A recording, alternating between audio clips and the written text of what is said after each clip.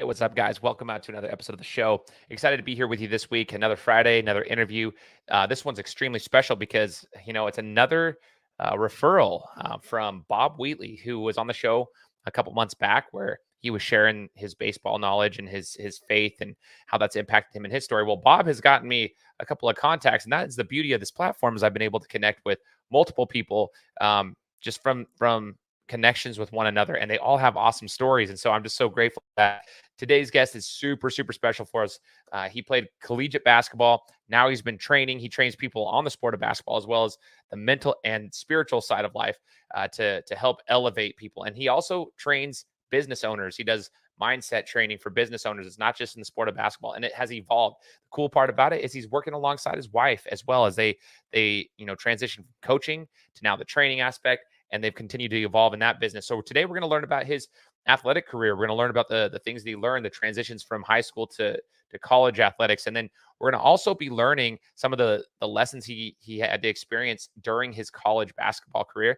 And we'll be learning the business side of things. I asked him a question about the most challenging thing about running the business so far in the last 9-10 years since they started their training business. So you're going to really enjoy this one because we get a little bit of sports, we get a little bit of faith, and we get a little bit of business all in the same interview. You don't want to miss this episode of the Game Time Guru. So, what time is it? Game time! This is the Game Time Guru podcast, where I interview sports figures from all over the world to help deliver a panoramic view on sports. So whether you're a former athlete, one of the crazies, or simply a casual sports fan, this is the perfect show for you as we peel back the curtains and learn from our guests every single week. I'm your host, Shane Larson, and I'm helping you see sports through a different lens. Hey, what's up, everybody? Welcome out to another episode of the Game Time Guru podcast. My name is Shane Larson, host of the show. Excited to be here with you guys today.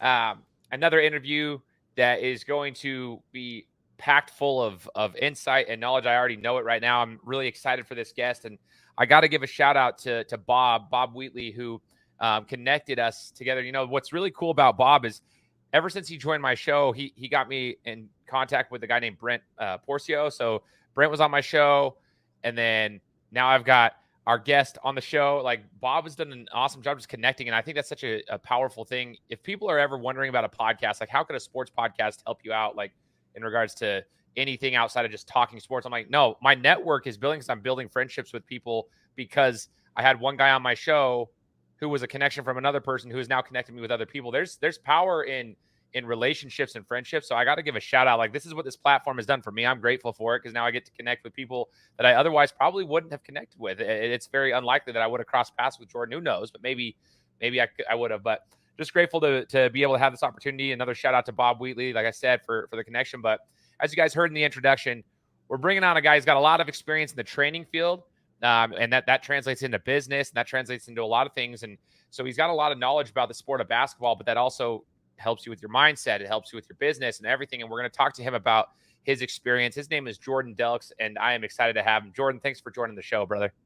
Shane, so excited to be on the show today. Excited to chop it up with you. And yes, thank you, Bob, for connecting us. And Shane, just following you and looking you up after the connection, man, really inspired by what you do and the impact that you're having on a lot of people. Man, I appreciate you, man. This is super exciting. Super exciting, Jordan. Let's rewind the clock a little bit. This is where I like to get to know the guests a little bit. So let's rewind the clock and let's unbox a little bit about you. I went onto to your website, kind of learning more about you as soon as I got the connection a few weeks back, and I was like, dude, okay, let's learn about your story. So for those who haven't checked out your website yet and they don't know anything about you, let's just imagine the listeners, it's the first time they're hearing about you. Talk to us about what got you into sports and what age you were when you were, fascinated with playing the sport of basketball or any sport for that matter. But when did you start becoming fascinated with athletics? Absolutely. Well, I played them as long as I can remember growing up. Just a natural passion, hooping was my passion. Basketball is my passion. And I'm sitting right here in where one of the barns that we train out of. I'm the owner of Compete Training Academy, and we have two literal barns that we train on on our property right here. This is the original barn that I'm sitting in right here. And this is Indiana basketball. If you've seen the movie Hoosiers, this is what it's like in Indiana. This is what we do here. There's cornfields, there's soybean fields, there's basketball. That's what we do here. So grew up with the ball in my hand, played college basketball, and really basketball is just the tool that my wife and I, Courtney, she played at Purdue University, was Indiana Miss Basketball. She's the real hooper, and that we use to impact people.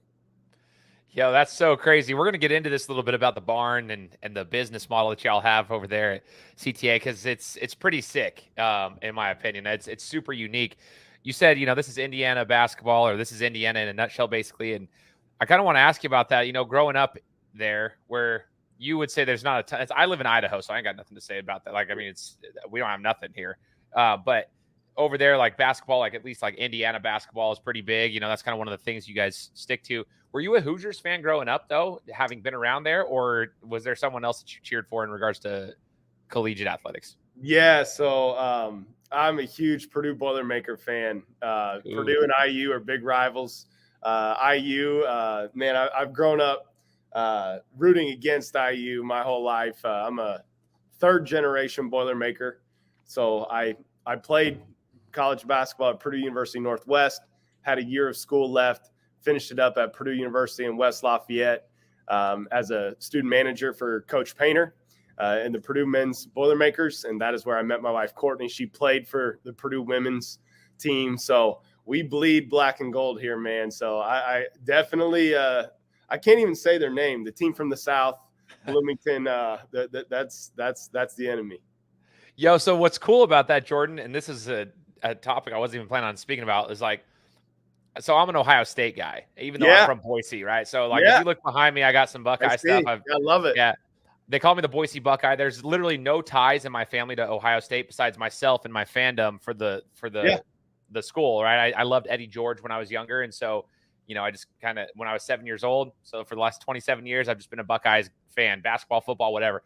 But they always talk, there's rivalries, right? You talk about the team up north with Michigan. And it's funny to hear that because you don't hear as much about it with like Purdue and Indiana. You don't hear that much. So can you give me a little bit of insight into that rivalry? Because you talk about the team down south or whatever. Like, that's something that most, if you're not from there, I bet a lot of college fans don't even realize that there's a rivalry there. It's big. It's a way. Basketball is just a way of life here in Indiana. If you've watched the movie Hoosiers and seen the high schools packed out on Friday nights, and a lot of small communities in Indiana, that's just what you do. You go to the game. We got a lot of high-level hoopers that come out of Indiana that, man, I'd have to look up the stats on how many, comparatively to all the states in the United States, of how many NBA players have come out of Indiana, right? So with that being said, Purdue and IU, it's, you see the house is divided sometimes, if there's a Purdue IU fan. I remember one year my wife, she threw a surprise birthday party for me on the day of the Purdue IU game that, people just their hearts are poured into it, man. And it's big. This year was my first year attending an away game at Assembly Hall in Bloomington. I trained quite a few of the Purdue men's basketball team and was going down there to support those guys. And it was, I felt violated a little bit. I felt like I was in war. I mean, it was, it's a different game that you circle on the schedule. It's so cool. That's part of the beauty of sports, though. There's these rivalries that the general population just doesn't understand unless they're in it. So super cool, man. Part of your story that I read about, Jordan, was that, you had dreams to be a college athlete, which you were able to do. But if I read it properly, it said you did not compete in AAU basketball. Is that true? That is true. Very true. Didn't grow up, had a great upbringing. My parents, man, they've had a huge impact on me. But that was just something that, wasn't in the budget, so it's something that we run an AU program now at Compete Training Academy called Compete Training Academy Elite. And that is part of our heartbeat of impacting kids. I would have, killed for an opportunity to be a part of a program like you run, like I run. And it's something that I had to, get seen and noticed the old fashioned way on a Friday night during a regular season game. So this is great information, because today it's so weird. It is so expensive for kids to be able to compete in any kind of club basketball or club sport for that matter. It is so expensive. Yep. And that, like, there's a club fee aspect to it, which, they have to be able to support things. So there's a club fee, like, where the clubs have to pay the coaches and pay the travel and stuff. But there's also the travel fees and all the other things that come around with it. And I was telling my kids that I coach, Jordan, I was telling them the same thing. I was like, listen, man, you guys need to, for those who are here, like, be respectful of, like, the people who are paying for you to be here, because my parents, it wasn't like we were broke. We had a good upbringing too, but, like, there's no way my parents could have afforded that every year, because it's expensive. Right. It's like, dude. And so I just think they don't have that appreciation, because they just kind of grew up doing it. Like, that's just something they've done. And I'm like, I don't think you guys realize the financial sacrifice that the people that are supporting you are actually making. Absolutely. And that's something I always try to remind our hoopers every time they come to practice, is that, you know what, you need to thank whoever is supporting you to be here, because this is not a right. It's a privilege, and it's an amazing opportunity. I would have loved to have this opportunity growing up. And quite frankly, I just got off a previous Zoom right before this with one of my coaches that I pay every month to coach me up, right? And you gotta, there's no better investment than doubling down on yourself and investing in yourself. So when you invest into something like AAU, and you're around great competition, and you're around a good program, and you're around great coaches and great leaders like yourself, the investment's going to return every single time. 100%, man.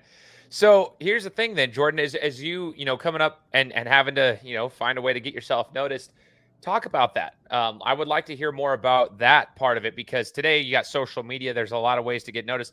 What are some of the things you did to be able to, obviously your plays on the court, they always say if you're good enough, they'll find you, but sometimes that's not always the case. You got to at least make a name for yourself. I'm just curious, like, how your story went when you were trying to get noticed so you can make your dream of playing college athletics.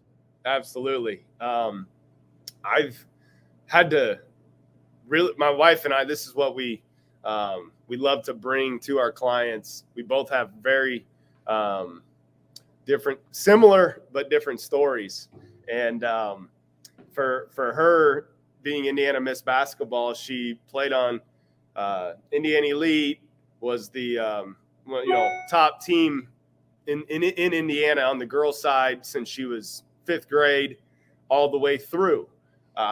For me, I had to really work to get seen. The way I got seen, the way I got noticed was blue collar, hard work, networking with connections that me and my parents had, getting in touch with small colleges in the area, wherever. I just knew I wanted to play college basketball, no matter what it took. That was something that, God definitely put on my heart at a young age, is that I wanted to play college basketball. And it wasn't through AAU.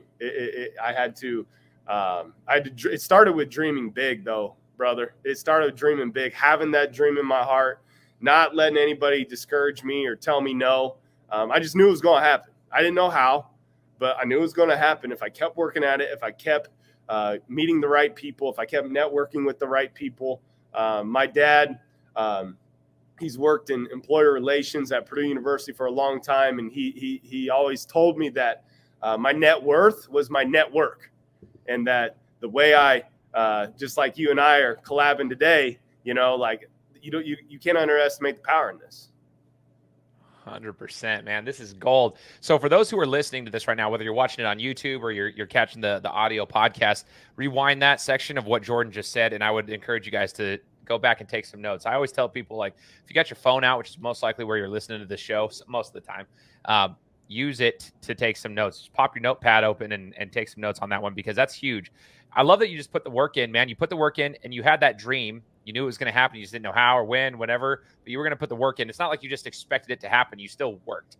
And I think that's something that's even in business. Like, we have goals, we have aspirations in life, but I think something that sports can teach us is like, you still got to put in the work to do that. It's not like it just happened overnight. And I don't want people thinking that like, oh, Jordan was able to accomplish his dream of playing college basketball. No, like, you worked your butt off. In fact, probably harder than some to get noticed. I remember, man, like, I'm going to age myself here, but getting recruiting calls on the landline, you know, like getting the phone off the wall, right? Talking to coaches for hours with the cord to the wall, right? You know, so it was good old fashioned recruiting that way.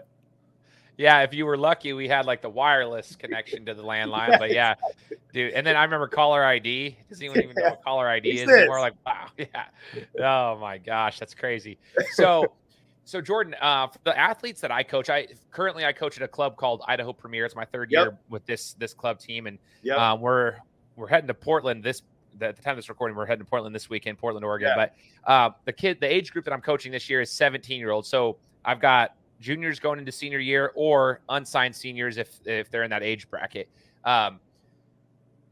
Here's the thing, that a lot of them, I'm trying to talk to them and I try to share with them interviews that I've done on my podcast. I try to utilize this platform to kind of help them out too. But the transition from high school athletics to then college, it doesn't even matter what college level. Like, sometimes it's junior college or it's a mid-major D1, who knows? But there is a transition, and it can be difficult for a lot of people. A lot of my friends that have, gone and done it, we all know, like, there is a transition. And I want to ask you, because everyone has a different feel for it. What was the biggest transition for you going from high school to then college? And it could be the athletic side of things. It could be the academic side of things. But what was the biggest transition going from high school to collegiate level of everything? Yeah, it's a big transition. It's, I think the big transitions of life, like, whether it's going from high school to college, and then from, when you graduate college into your 20s and you're in the quote real world, they don't prepare you for times like that. You just got to go through it. And then you rely on everything that you were taught growing up and your foundation and who you are to get through it. But I think the biggest transition for me, I was really blessed to have great parents who instilled a hard work ethic in me and helped me really understand who I am and grounded in my faith. And so, like, my transition immediately was I wasn't the man. I grew up in a small town, went to a small high school. I was the man on my team, right? Then you go to a team that's full of everybody that was the man on their team, right?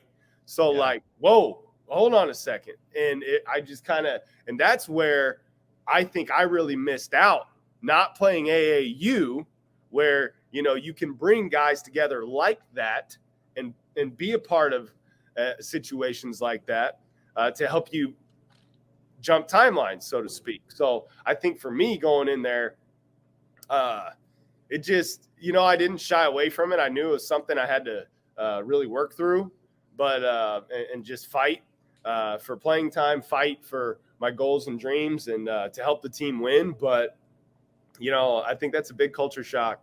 Yeah, going from high school, having success, to college. Yeah, man, that's a big one. I'm glad you shared that. And it's also interesting you mentioned the whole, like, missing out on the AAU thing. Literally on my club right now as we speak, we've got some guys that are like, that's the benefit. If you have, it's like you said, it's a privilege, right? Like, not a right. So if you have the privilege and you have the honor of being able to play and competing in club basketball or club sports in general, that is one of the biggest things I've seen, Jordan, is like, we've got guys that, like, we've got one in particular who's, the man at his school, but he's coming over to a team that already we have 3 guards that are going to handle the ball. So he's got to learn how to play off ball. So, like, it's a whole different transition. And he'll go back to his school this next year and he'll compete and he'll probably have that old role. But being in this, for the 3 to 4 months that they're with us in the club setting, it does teach you that, because then it makes that transition. I wouldn't say it's necessarily easier, but it's more, I guess you can navigate a little bit better. It's just like anything. It's just like lifting weights. You got to break down the muscle to grow. And the more you rep something out, the more you go through it, the stronger you're going to be the next time. So to put yourself in situations like that where you're playing against, that's what I tell people all the time. All our young hoopers, in high school, in junior high, in elementary, play against older people. Play against older people. It's just going to help you mature. It's just going to help you grow. You're going to get beat up. You're going to get beat. You're going to lose, and it's just going to make you a better player. Play against older people. I got to clip that and show that to everybody. I always make fun of like the kids. I still compete with them. I'm 34, but I'll still compete with them. And I'm like, dude, listen, man, I'm not as ripped as I once was, but I'm strong. I got that dad bod strength, man. There's something to it, dude. It works. But if you're in junior high and your goal is to start varsity as a freshman, and your first time playing against varsity players is as a freshman, you're in trouble. Yeah, you're gonna have some growing to do. So man, I think that is one thing that I was fortunate that I was able. I just as socially, I was reaching out to people. We didn't have.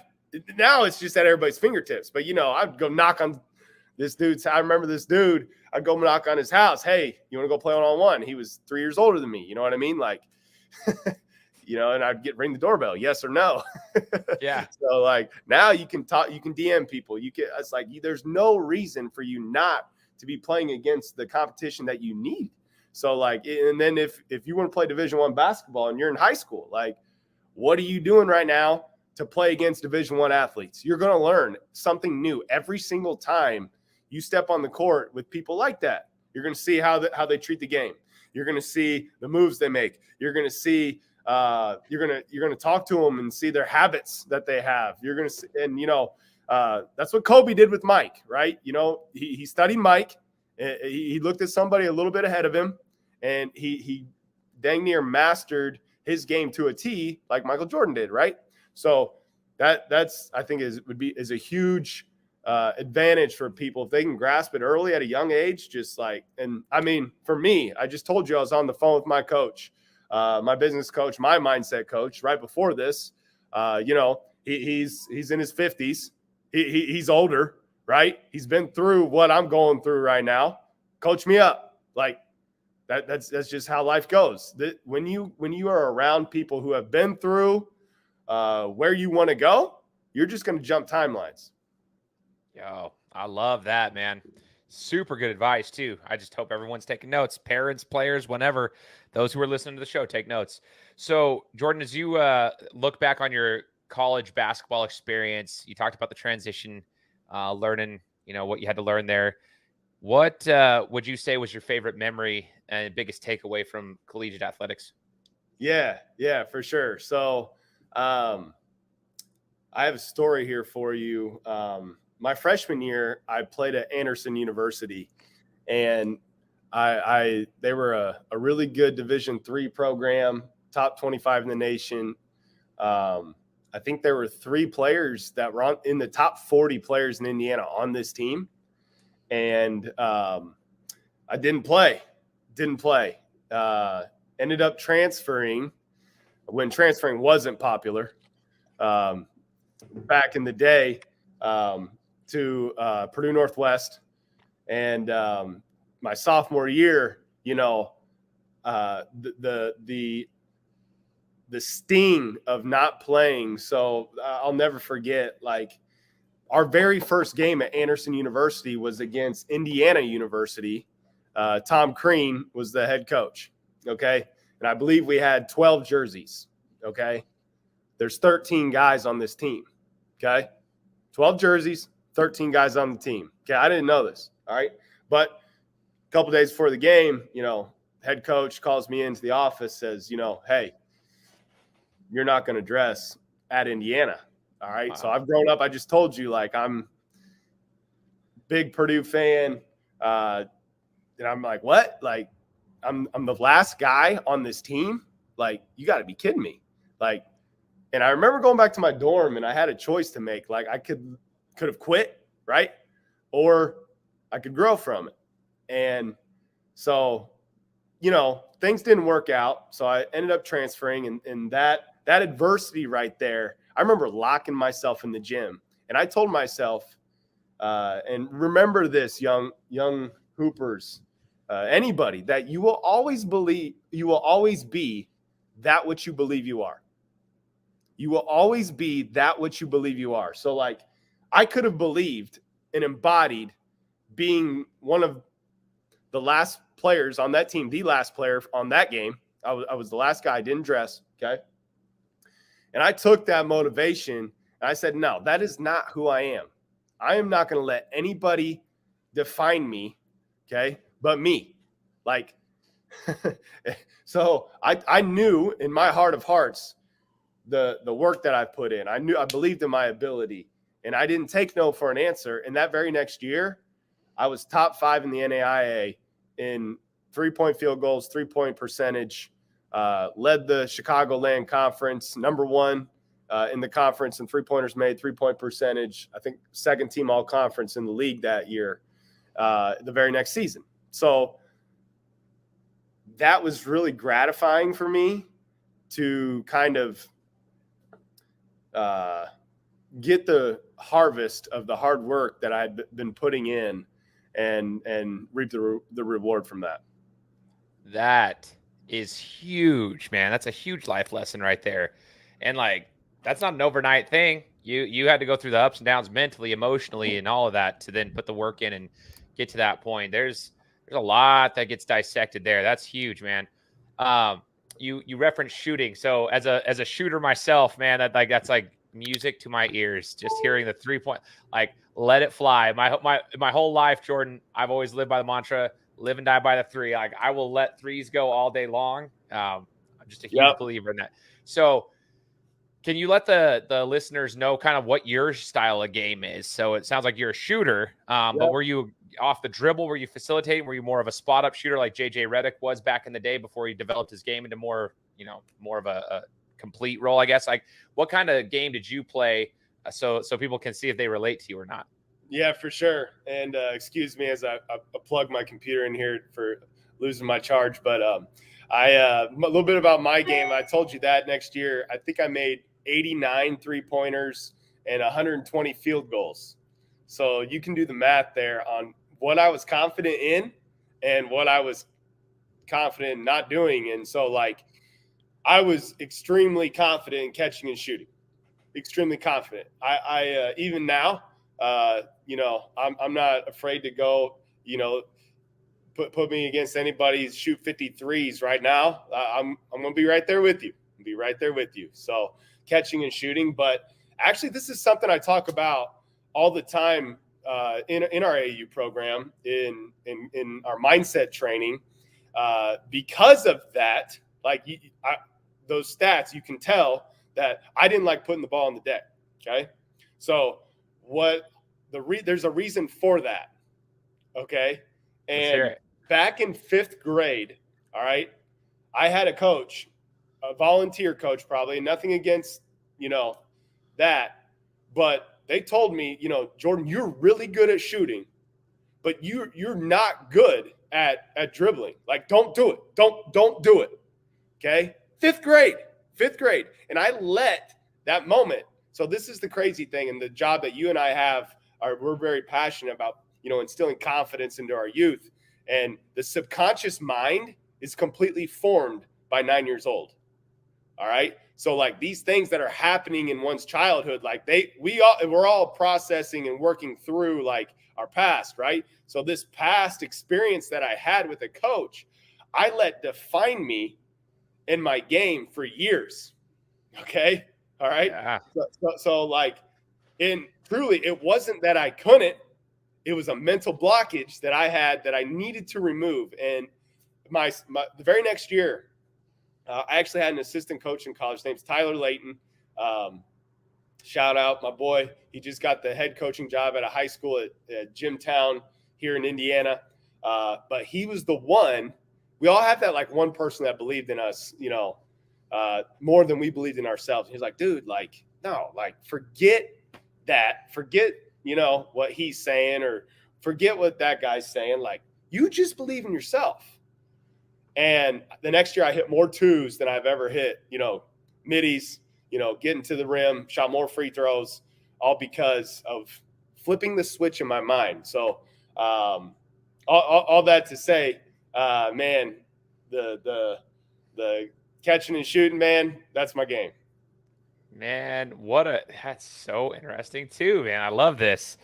I love it. So Jordan, at what point in your career did you decide, like, when did you have this passion where you said, hey man, like I might want to do this like coaching or training aspect of it. I want to stay around the game, but I want to do it. Was that like during your playing days, or was it like near the end of it when you said, okay, I need to figure out what I want to do next? And did that come immediately after your playing days, or was there some time in between? So talk to us about that transition to the training aspect.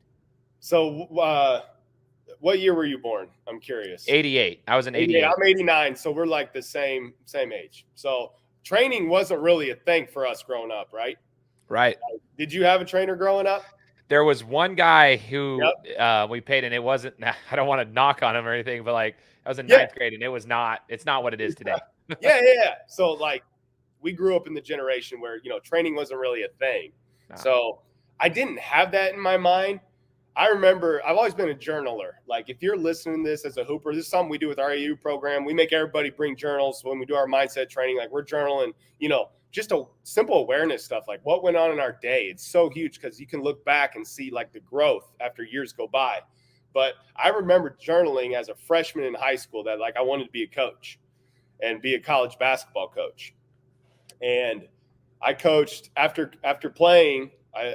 After I was done playing, I told you I spent a year at Purdue under Matt Painter as a student manager as I finished my degree. After that, I was assistant coach for 2 years at an NAI school called Judson University. And then I was 2 years at an NAI school called Indiana Wesleyan University, which we ended up winning the national championship in the NAIA in 2016. But it was actually my wife and I, player development, married a hooper, and she got into coaching. She was actually coaching with Steph White at the Indiana Fever. We both had opportunities to coach, and we're like, how are we going to do this? Like 2 coaches in one family, like whose job do we take? And it kind of like we went into a really intense time of prayer and was like, I think, God's calling us to like start our own training business. We love player development. We love our community. And that's when, like, if you're watching this, that's when we like found this barn and we threw all our money. This is an old school barn. We put goals in it. As you can see, we put a court in it, and we just start. We both went all in. We quit coaching. We both she had pro and college basketball experience, and I had coached in college for the past 4 years. And we knew that impacting people was our focus. And a way to do that was through the player development. When we look back on our own careers, that, some of the most influential people were like with us in the trenches, an assistant coach or whatever, in the off season where, it's 60 minutes in a hot gym where you're just grinding it out. But then it's the conversations after that you have, with that individual that really impacted you. And we're like, man, how can we put that into a business model where we can impact people with our gifts? And truly, like, being a basketball trainer, it's limitless, right? That we can impact people from anywhere, all over, because of a ball and a rim. So it was really something that we fell into and just decided to go all in, really by my wife and I, realizing, we just didn't have, it's that moment where you don't have peace, like that moment, like if you're not experiencing, like, people talk about all the time, like, how do I know when to hang it up? Quit, the pros that you and I train, when do I quit? And it's just, you got to come to that point in your spirit that you just have peace, but for us, like, we just didn't have peace about both continuing coaching. So like, we knew what we wanted. We knew our values. We knew we wanted to have a family. We knew, we love the area we live. So we've been here training since 2014. right? So almost 10 years now in one location. So it came by really digging deep and understanding like what we want and who we really are. And I think a lot of times, like our culture, they let other people do that for them. And, like mainstream would have said, like, keep going I just won a national championship in NAI. Like my stock's never higher as a coach, right? She's coaching for the Indiana Fever, right? Her stock's high. Like a lot of people say, you're crazy to quit your already bright coaching careers that you guys have already, but to start training out of a barn, like, is that even going to work? Like, and you just gotta, I like to say, align, don't grind. Align, don't grind. Like you got to align with your purpose, like living out of your unique design. And, that idea of training just caught fire in our hearts, and we're like, we couldn't get it out of our heart and mind. And God just kept opening doors for us to start it. And here we are today. Man, this is inspiring because not everybody, including like myself, it's very difficult to want to go all in. It's one thing to like dabble and then have side businesses and a side hustle, but to go all in, especially with both of you, that takes a very prayerful decision, and not just prayer, it takes action. And one of the things that kind of stood out to me, Jordan, in this conversation with you just in the last half hour is like the action part of what you guys do. Like there's one thing to have faith in something, and then there's one thing to have the works to go along with it. You've got to work, you've got to have action. And I want to, touch base on this, in your bio that I read on the website, it talks about the importance of Christ and the Bible, just the gospel in your life. You've mentioned, prayerfully making these decisions, alongside with your wife. Do you mind sharing, the impact that, your faith in the Lord has had with you, not only through playing basketball, but through your business ventures as well?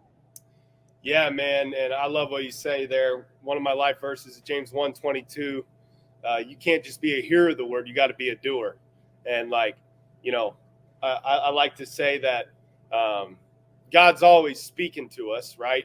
The problem is we got the volume on everything else way up here, and we got to turn that volume down and be listening to his voice. But really, man, our faith is our heartbeat here at CTA. It's why we do what we do. We've actually had a couple, I'm going to flip my screen here. It's full of basketballs right now, but we've had a lot of we've had probably half a dozen, 8, 10 baptisms out of that trough right there. And like, that's why we exist. The scriptures say, let your light shine before men, right? So they may see your good Father, right? So like, that's all we're doing here. That's our goal at CTA, is like when someone comes and trains with us, like, why are we different? And you and I both know there's not a secret magic trick to put that basketball in that rim. Like, but we're here for a purpose. Each and every one of us, every person that's listening to this has a unique design. They're created in God's image.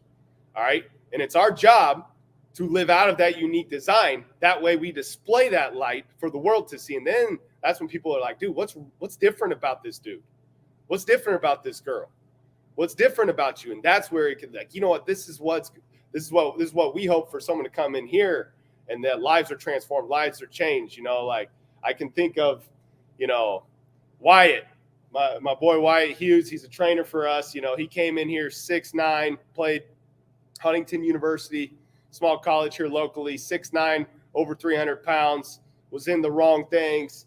And, here right behind me, one day we call it feed me time in training. Like we do it every, it's our mindset training at the beginning of our workout. And, our clients know it's coming, like, and I'm giving them a quote, or I'm giving them a scripture or something that, we're just kind of talking about just to kick the workout off. And that had been rubbing off on Wyatt a little bit. And Wyatt's like, man, JD, I want to dive all in, man. I want to dive all in. I want to accept Christ as my Savior. I want to get baptized. And I'm like, dude, let's do it. Let's do it this weekend. Let's fill up this trough that you just saw if you're watching this YouTube.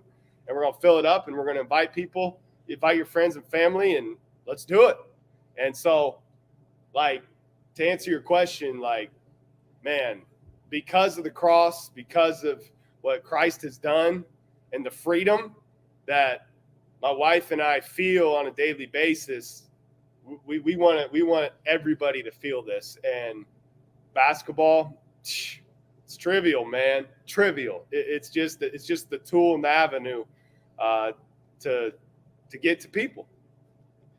Yes, sir. See, here's the thing, Jordan, is I can tell, like, and you mentioned it, like, there's like basketball is basketball. You can have trainers and putting the ball in the, like, there's just different ways you can explain that and train people and whatnot. But there's something else that stands out. When I've talked to you, like, just even, chatting with you, I can tell by your demeanor, there's just something there, right? There's something there. And that is like, that's a big part to do with, like, the light of Christ is through you. And I know that because you can tell a difference in certain people in the way that you communicate and the way you interact and the passion that you have.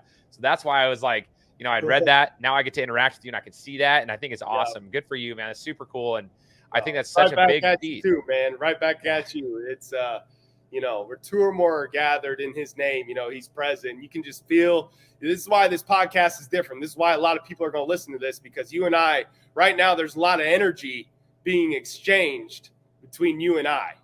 And the, you're inspiring me, I'm inspiring you. The proverb says iron sharpens iron, right? Like, right. After just being around your energy, this is why people want to be around you. This is why people want to be around me. Like, when you go come train and work with us or be a part of our AU program, you're going to walk away with that energy. Is going to rub off on you. So awesome, man. This is so dope. So for those listening, like, that's who you want to be around. Someone like Jordan and your wife, and just be around that type of energy. That's big time. It's bigger than basketball is what I should say there. It's bigger than basketball, but that's a big piece of it. From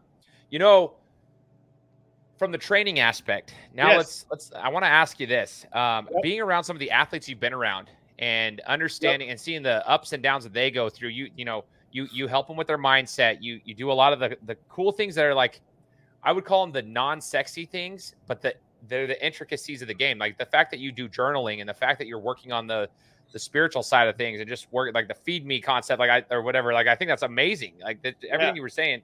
So you see what the athletes go through, but what would you say is one of the most common, I guess, traits or struggles that you see athletes that come in to train for basketball? What is one of the most common things that they're trying to work on to get themselves to the next level? And if they're a high level athlete, like, maybe these athletes can say, okay, what did they have that I'm missing when they come in to train with you?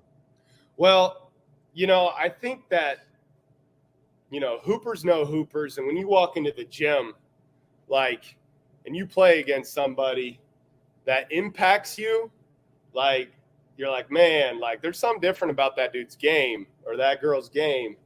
And that is what we really focus on here at CTA. So Compete Training Academy, we call it the compete mentality. So, like, when you go on the court, right, like, you're just going to approach the game a little bit different. Like Kobe called this the Mamba mentality. This is it's a mindset that you carry in everything you do. It's not just the court, right? It's the quote of how you do anything is how you do everything, right? Mm-hmm. It's, hey, when your feet hit the bed or hit the ground in the morning, you're going to make your bed, right? It's, Colossians 3:23, whatever you do it with all your heart, not for men, but for God. So, like, it's that type of attitude that's going to shine a light. And it's that type of attitude that we're focusing on because what people don't understand, man, there's three parts to our existence. And there's the physical, there's the mental, and then there's the spiritual. All right. So as hoopers, which of those three do we focus on the most? The physical, right? Yeah. Yeah. So but there's 2/3 of your existence that people just neglect. That's, like, literally the most important thing in your life.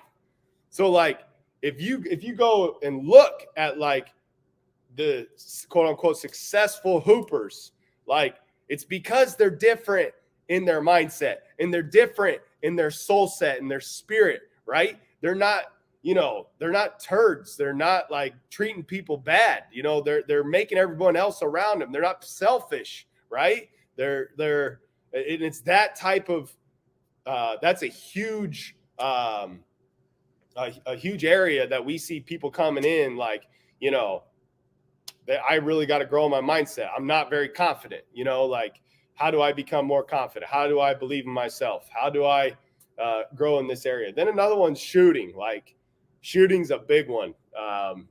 In even more today than when you and I grew up, right?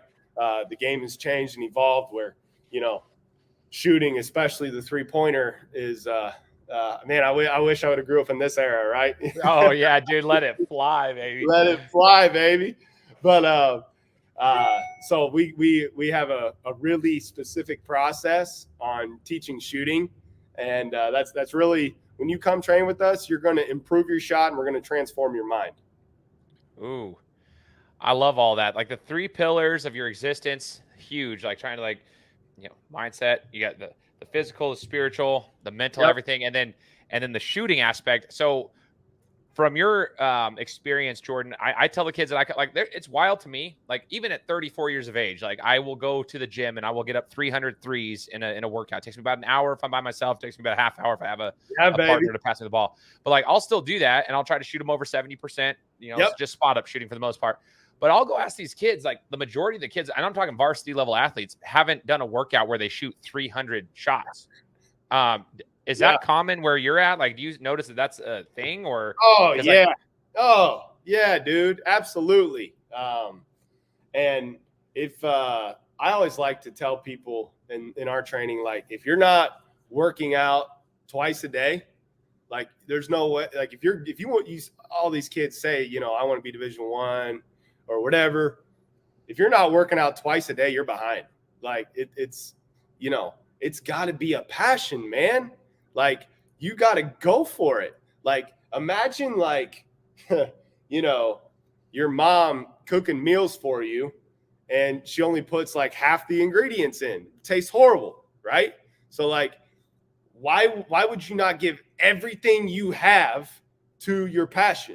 So, that's why you got to like, I think,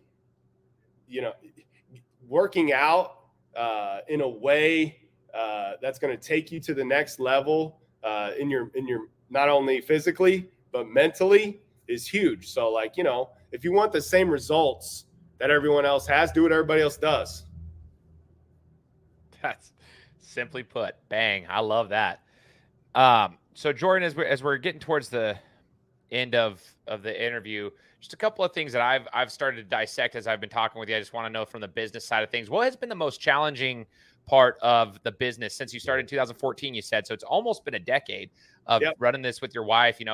The fact that you have a barn that you were able to, like, how sick is that? Can we just talk about that? Like, I'm around the business world quite a bit with my other, like, I work full time for a company called ClickFunnels, and I've been there for 5.5 years. We help entrepreneurs put their businesses online. We build sales funnels, membership areas, all that stuff. So I'm around entrepreneurs all day long, all the time. And then I run my media businesses and stuff as full-time jobs as well. But I love business. But I want to know, from a businessman to a businessman, like, what is the most challenging thing? I'm sure there's a lot of rewards, but what's the most challenging part of the business side of things for you? I like to say a couple of things to kick that off, that like, failure is just a made up concept within one's mind, so it's kind of the way that you look at things, that, failure is literally the way, like it's teaching you where you need to pivot. It's teaching you where to go next.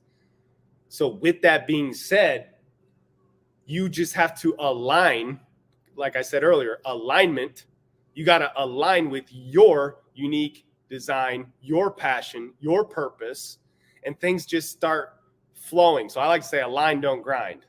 Align, don't grind. All right.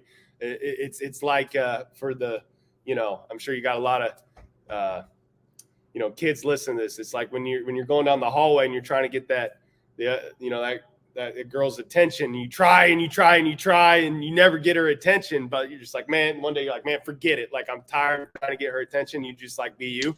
Then you get her attention. You get the date with her, right?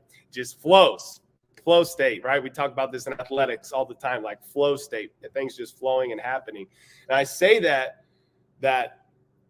there are times I've made mistakes in grinding and trying to force things to happen on Jordan's power that when I released it, all right, then all of a sudden I was able to be like, oh my gosh, like I needed to be spending my time here.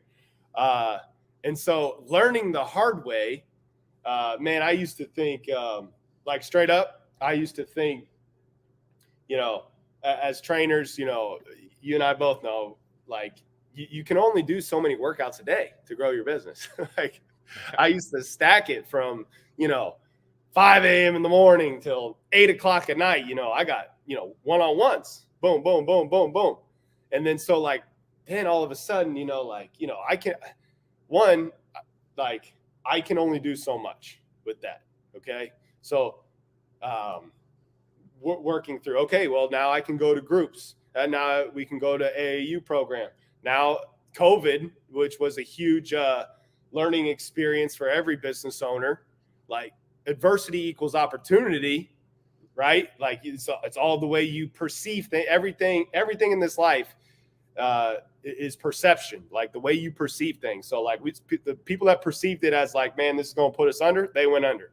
But we perceived it as, hey, this is going to take us to the next level. This is a God-given time period where we got to pivot and adjust.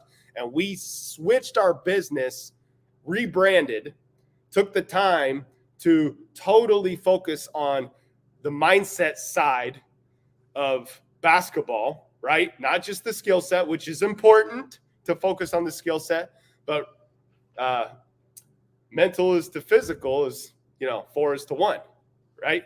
So like, that was huge for us and that is something that has taken our business to a whole nother level of impact, because now that I now am spending, probably 75% of my time with business owners, CEOs, entrepreneurs, doing guest speaking, things like that, on the compete mentality, on what this on mindset training, on our mindset programs, things like that.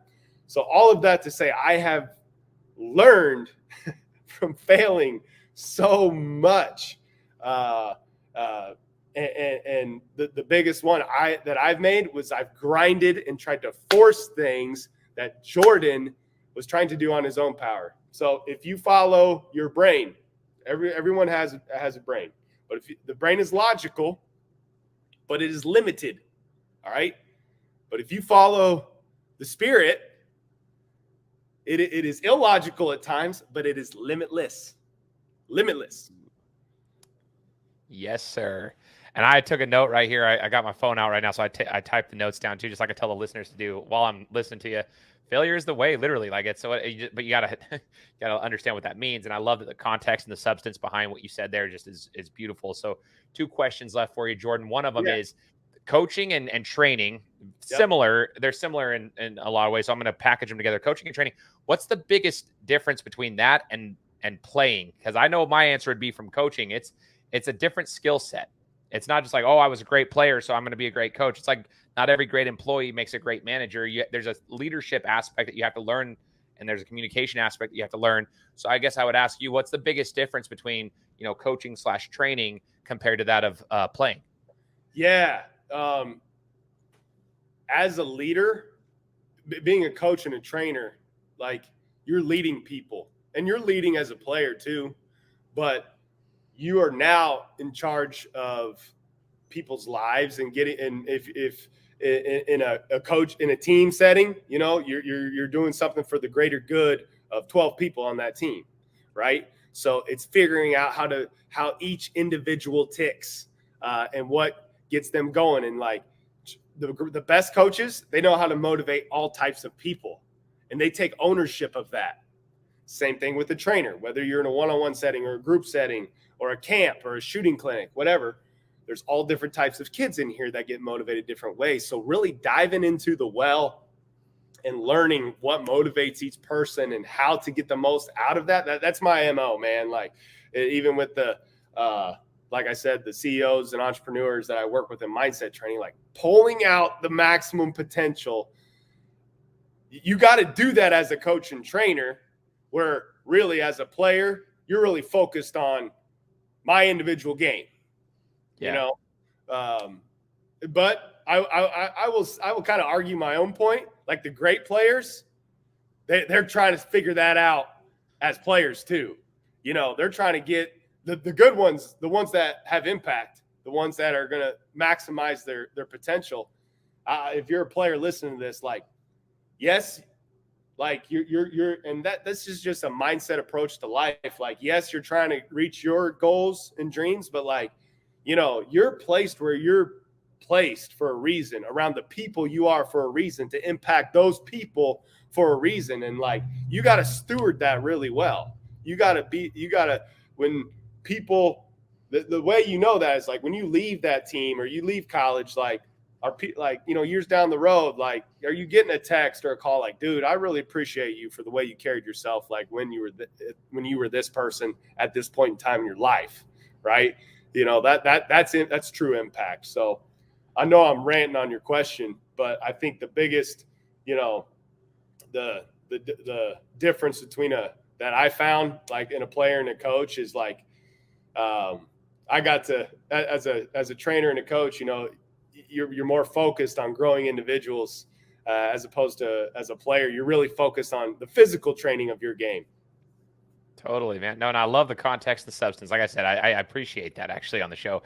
It's good to hear from people like yourself. Like, it's not just a one-word answer or a one-sentence answer. There's some substance there. So, Jordan, if I'm a business owner or if I'm a player who wants some training, or you know, I'm you know, whatever it is that I want to utilize your services, where do we go to find or to contact you or to find out more about you and what you and your wife's business are, like what you guys are doing at CTA? Yeah, for sure. Check us out, competetrainingacademy.org. Competetrainingacademy.org. Check us out, our stories there. From that, you can find our YouTube channel where we post workouts every single week. Then on Instagram, at Compete Training Academy is where we're at as well. Twitter is at Compete Training. So give us a follow. I love hearing from people all over the country. In our mindset training program, I work with people from California all the way to Florida, and I love meeting new people. So reach out to me, send us a DM. There's a place to inquire as well. So if you have any questions, please feel free to ask. I'd love to speak with you. Heck yeah. I'll be putting it in the description. So those who are listening, if this is your first time listening to the show, just check the description, whether it's on YouTube or if it's on, you know, Spotify, Apple Podcasts, wherever you're listening to it on. That will be in the description, and it will be linked there. I'll also put their social media in the description for you guys as well. So you guys will just be able to click that and get there. I just want to say thank you, Jordan. It's been awesome. I hope this isn't the last time we chat, but I just appreciate you taking the time out of your busy schedule to join me and share your knowledge with us. And just thanks for joining the show, brother. And I hope everybody took something from it, man. Man, truly, it was a pleasure being with you. This is definitely not the last time. And for all of you that, all you listeners that work with Shane, like you got a special guy coaching you up, leading you, and you're really lucky to have him. And his light is shining evidently every single day. So appreciate you having me on. Thank you so much, brother. For those who are listening, if you enjoyed it and you want to share something about, you know, what you learned from Jordan, leave us a review on Apple Podcasts. Let us know what you learned from Jordan and his story. And you guys know the drill. Subscribe to the show because we'll be coming to you next week with another interview. Take care. Guys, thanks so much for listening to another episode of my show. Now, if you could go and do me a favor, head over to iTunes, give me 5 stars, and leave me a review. It would be greatly appreciated. Thanks, guys. Appreciate your support.